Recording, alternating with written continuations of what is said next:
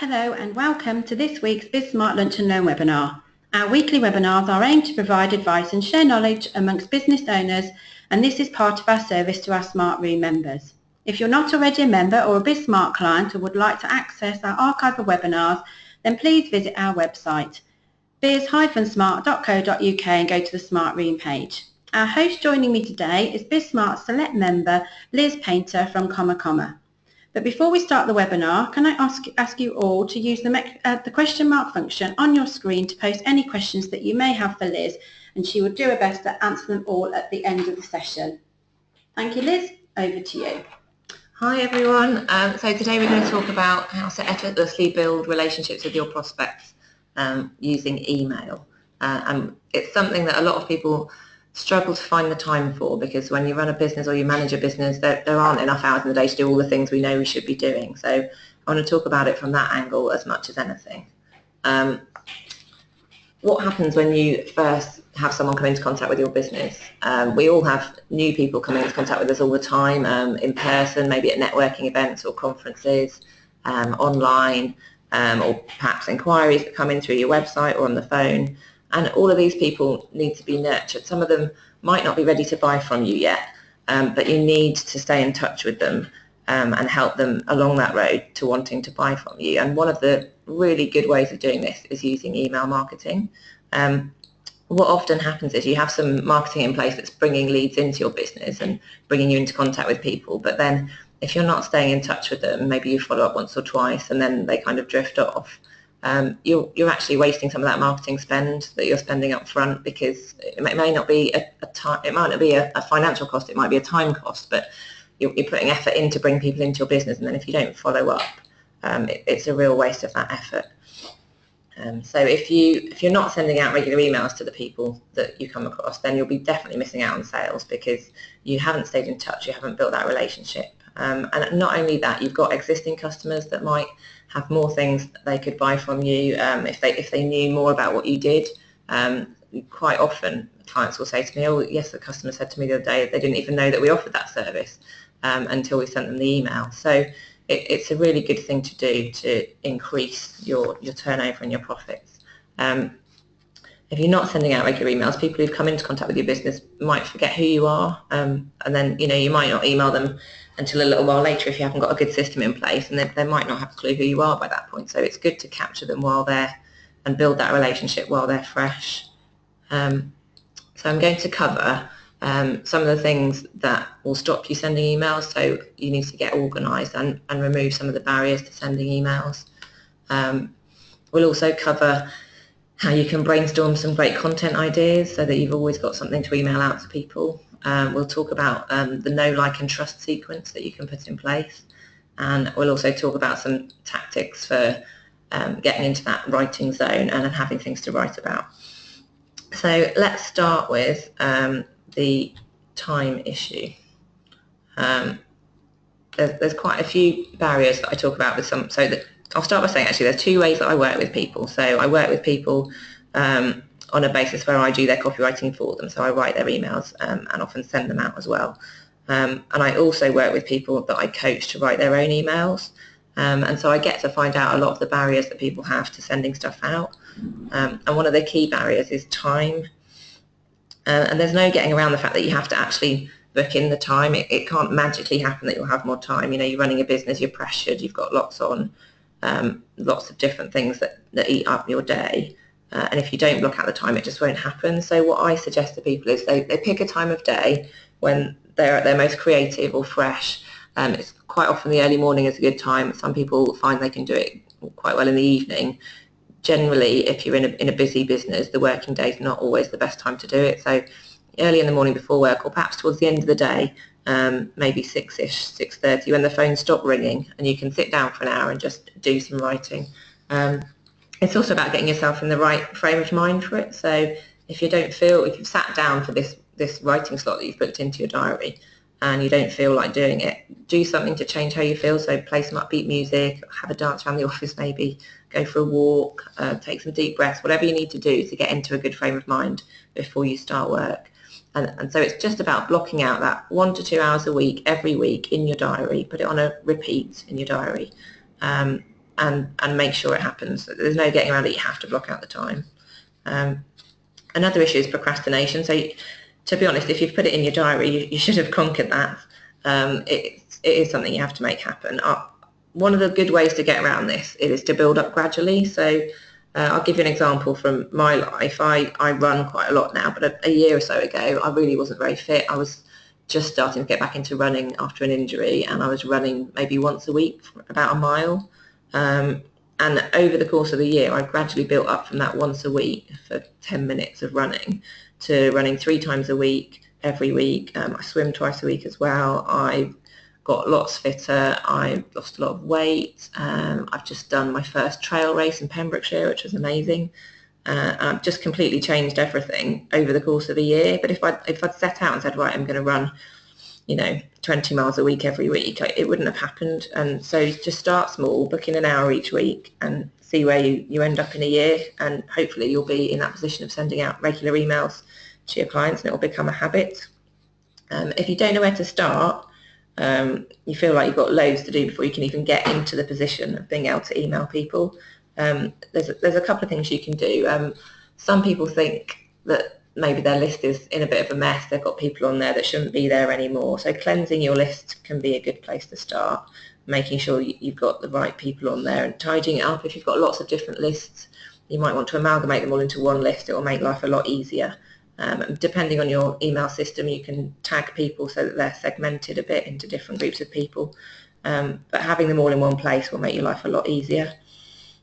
It might be that you think, gosh, I've not emailed them for so long that that I can't just send them an email. It would be strange. So that's about re-engaging with your list. And there's a good way you can do this with what I call a reignite email, but I'll talk about that a bit later on when I'm talking about the know, like and trust sequence. If you find when you sit down to write you just haven't got a clue what to write about, the best thing to do is get yourself a list of topics you can write about. There's 2 different schools of thought. Some people like to have a content calendar where they've worked out exactly what they want to talk about on each date that they're going to send an email, so that there's a list of dates with a list of topics. Other people prefer to work from a list. That's what I tend to do. I don't like being prescribed, I'm going to write about this on this date. I'll have a list of topics and I'll have a look down at each time I sit down to write, and I'll pick something out. I might not even use the list every time, but it's just something to fall back on if you haven't got any ideas on that particular day. Coming up with the ideas can be a challenge. You can do a bit of brainstorming, perhaps with a friend or a colleague. We'll talk more about that in a bit as well. But once you've got your list of ideas, it makes it much easier to sit down and write. Some people struggle with wondering whether they can actually write well. They don't want to sit down and write because they're worried that they're not very good at it. To be honest, I've yet to come across a business owner that can't write well enough to do their own engagement emails. They might find they don't have the time and therefore they want to outsource it to a copywriter. But if you've managed to get to the point where you've set up a business, you're usually a pretty good communicator. Even if you can't write, you might find that you can express verbally. So you could perhaps record what you want to say into a voice file on your phone, and then you can get someone to transcribe it for you, or there's dictation software you can use as well. And that's nice because it gives you that kind of chatty feel to what you're writing as well, because you have actually spoken it. But if you are worried about whether you can write well, write something, show it to a friend or a colleague that you know is quite good at writing, and get some honest feedback. And if it is terrible, then the best way to get better at it is practice. I was listening to Ed Sheeran on Desert Island Discs the other day, and he was saying that he writes 4 to 5 songs in a day. He writes them as fast as possible. There's no thought process. He just gets his guitar out and he writes a song. And he says maybe 12 out of 100 might be good, and that's enough for an album, so that's fine for him. He says, I write a bunch and I scrap a bunch. So you don't have to use everything you write, and it's okay to kind of say, actually, do you know what, that one's not very good, I'll bin that one, and move on to the next. Another thing that people sometimes say to me is, I'm really worried about bombarding people with emails. I don't want to be that person that sends hundreds of emails and annoys their customers. Just start with where you're comfortable with. So if that's a worry for you, just start at a level you're comfortable with, maybe once a fortnight, send an email. And what I promise you will happen, because email marketing is valuable and it does work, what will happen is you'll get some good feedback, you'll get responses from people, and that will convince you that what you're doing is actually valuable. You're actually sending stuff out that people want to read, and then you'll naturally end up wanting to send more emails. So it is good to send them more than once a fortnight, but if you start with that sort of level, or maybe even once a month, whatever you're comfortable with, and then you can always gradually increase once you see the value of what you're doing. Another thing that people say is an issue when they're going to send out emails is putting themselves out there. You know, I don't know, a lot of you, I would imagine, are in Britain, and you know, if you've grown up in the British environment, it's not the done thing, is it, to shout about what you do. But if people don't know what you do, they don't know that they want to work with you, they don't know what you're offering. So if you believe in the service that you deliver or the products that you're selling, and I hope you do, then you need to tell people about them. Another issue that people have is differentiation. So sometimes people will say to me, well, I know that I want to do more and do more engagement marketing, but I don't really know what my category of one is. I don't know what's different about me, and I feel like I can't do it until I figure that out. And what I'd say is you don't have to have that. It's really great if you can differentiate yourself in a meaningful way from your competitors, but don't let it stop you from getting on with your marketing, because what will probably happen is the more marketing you do, you'll come up with that differentiation over time. You'll come up with your category of one, and you'll be more easily able to communicate that, so don't let that stop you. And finally, with this list of kind of barriers to emailing people, people do worry that they haven't been in touch with their list for a while, that it's difficult to make that leap and get back in touch. Maybe your business has changed, you're doing something different now, you're offering a different service. I know of a business locally that's gone from offering a bespoke service to now selling an online product, which is quite a different offering. And I guess a company in that position might worry about suddenly starting to email people that maybe they're not relevant to anymore. But there's absolutely no reason you can't just start emailing, and what will happen is people will filter themselves out, so people will unsubscribe if they need to, and it's really not a problem. If you don't want to just send an email out of the blue, which is understandable, then you can use the reignite email that I was talking about earlier. So what that is you start with your know, like and trust sequence. So a know, like and trust sequence is a series of 3, 4, 5 emails that just tells people what you do. It's something that you send to new contacts as a way to kind of inform them of what you do, the service you deliver, how you go about it, the difference you make to your customers. So you take your customer from this point to this point. And you might include a case study and a testimonial. And so people would get your know, like and trust emails, and then you'd move them onto your engagement emails. And what you can do then, if you want to get back in touch with a list that you haven't used for a while, is you use a reignite email at the front of this sequence. So you send an email to your customers and prospects saying, not customers, sorry, just prospects, that you haven't been in touch for a while, just developed this series of emails for new contacts, and as someone who has known us for a long time, I wondered if you'd give me some feedback. And what this does is just reintroduces you to people that maybe haven't heard from you for a while, and then they get these know, like and trust emails that tell them more about what you do and why they should trust you, because you've got testimonials and case studies. And you might get some feedback from them, which will probably be useful, but it's not really about getting the feedback, it's about reintroducing you to those customers.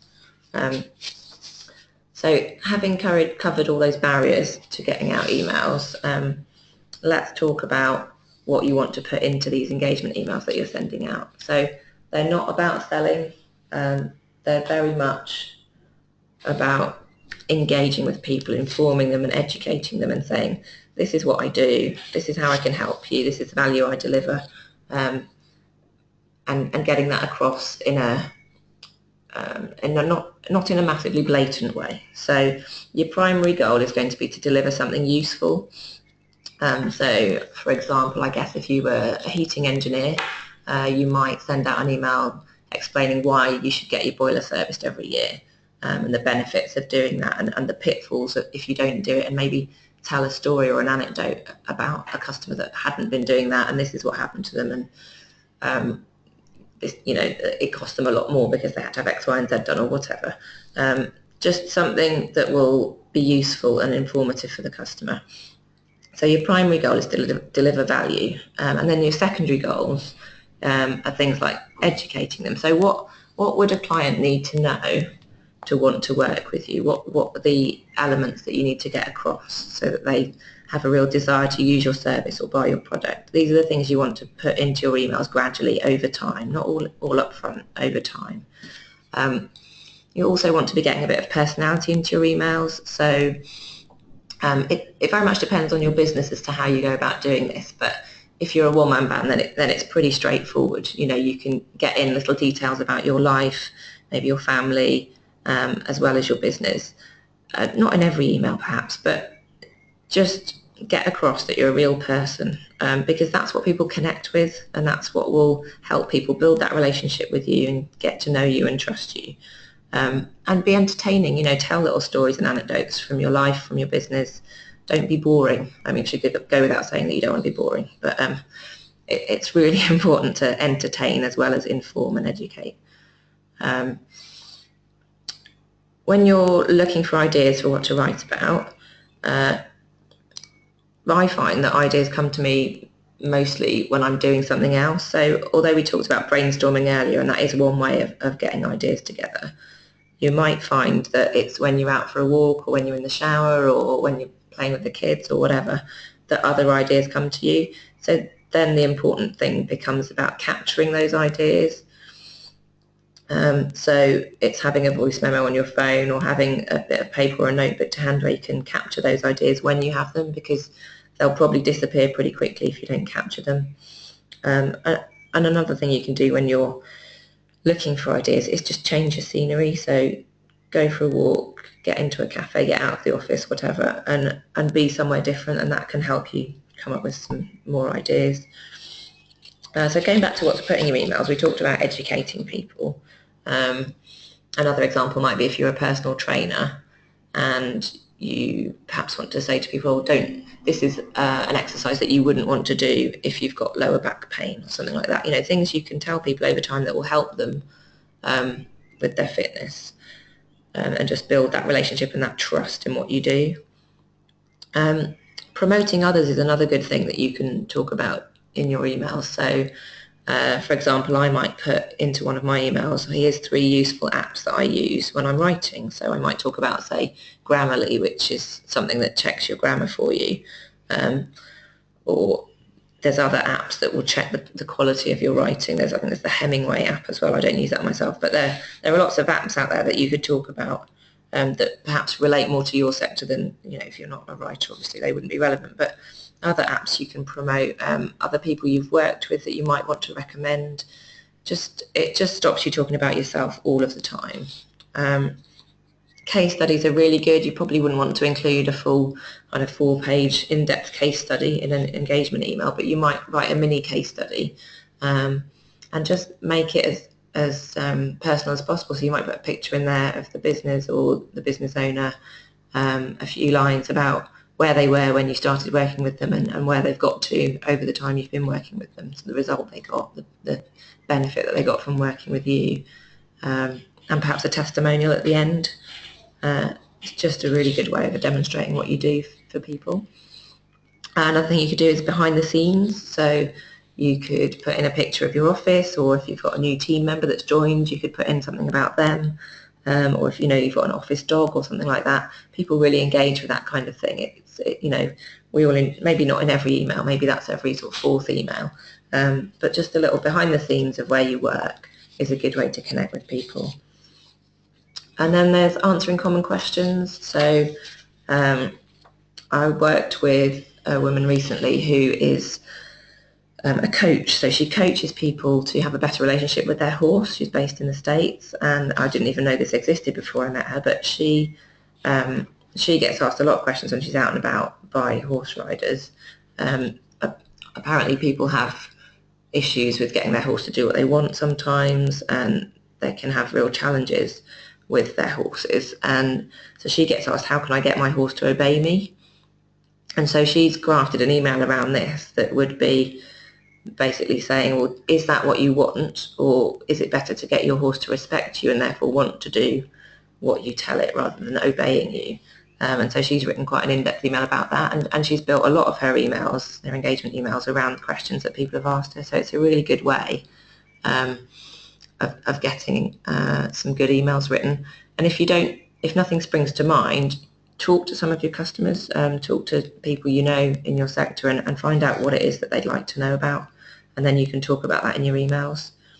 You could even send an email out asking what people want to hear about. So that's kind of everything pretty much that I want to cover today. Just as a final thing, when you do sit down to write, have your list of things that you could write about, and possibly have this list that I've just gone through of the different, so you've got your topic ideas that you've put down in your list, and then these different categories of ideas, have those as a list as well, just to stop you having that panicky feeling of, oh God, what shall I write about today?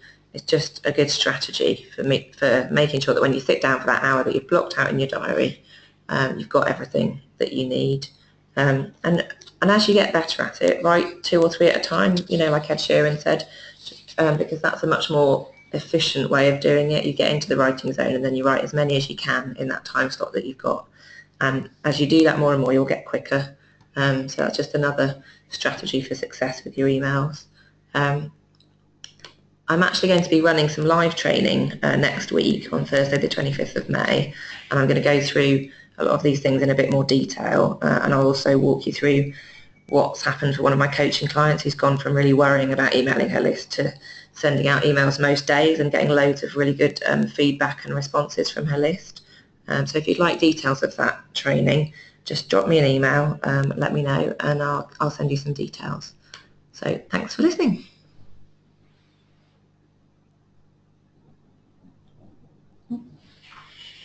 Okay, thank you very much, Liz. Let's see if there's some questions for you. The first one is from Stuart, and he asks, I'm a structural engineer with a list of architects. How often should I be emailing them?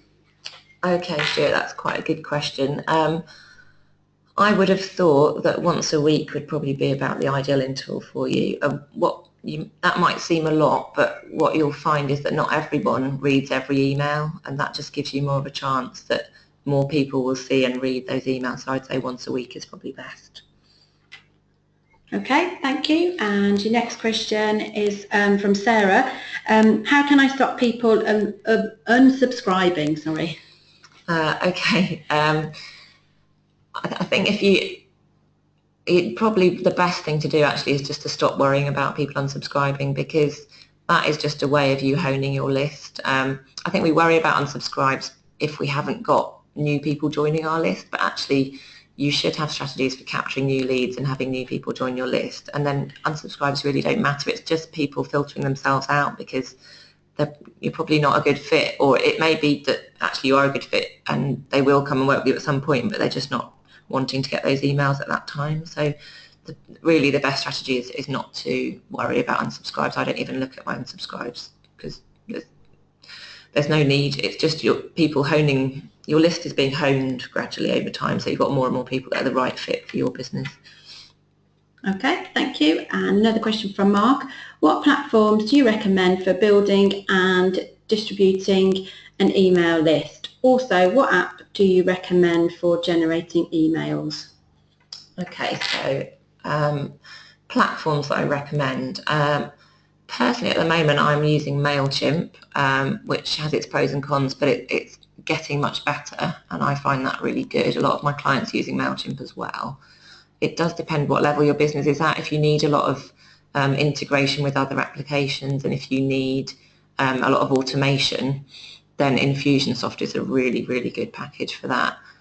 It's pricier than MailChimp, but it does everything you could possibly want it to do automation-wise, and it can connect up with lots of other things, so your e-commerce and what have you, and it's actually really brilliant. The third one I would recommend is ActiveCampaign. So I've been looking at changing to this myself. I just don't have the time to do it at the moment, but that's probably a nice halfway house between MailChimp and Infusionsoft. So it's got a lot of the features where you can tag people and more easily segment your data. but it's not quite as complex as Infusionsoft, so ActiveCampaign is a good one to look at as well. In terms of what app do you recommend for generating emails, I'm not sure I fully understand the question there. Generating emails. Hopefully I've covered it in what I just said, but if you've got a further question, do put it on. Okay, thank you. And another question, Philip asks, what is the best way of sharing video content? That's an interesting one. You can do it direct through your emails. Obviously there are challenges around that. Something I've seen recently is called Bonbon, which, well, not recently actually, it's been around for a year or so I think now, where you can actually record personalised messages that go out to people. So you can record the main body of the message and then you can just put a "Hi Philip" or whatever at the beginning. So it's quite an efficient way of getting out messages to people by video. Okay, thank you. He also asked, have you ever had people blacklisting your email, and what do you do if that happens? I haven't had that, Philip. I don't know if blacklisting is kind of old terminology. I think now what you're probably talking about is when people unsubscribe and then they tick the option that says this is spam. I mean, if you're operating in a pretty ethical way, that shouldn't really happen. It might happen occasionally just because people tick the wrong box, and in which case it shouldn't have an impact on your email provider. It would only be if a lot of people were doing that, and then I would question why that's happening and think about where you're getting your where you're building your list from. But it's not a big challenge as long as you're not using cold data. So if you're buying lists, then that's more likely to happen, and I suggest that's not always a good idea to do that.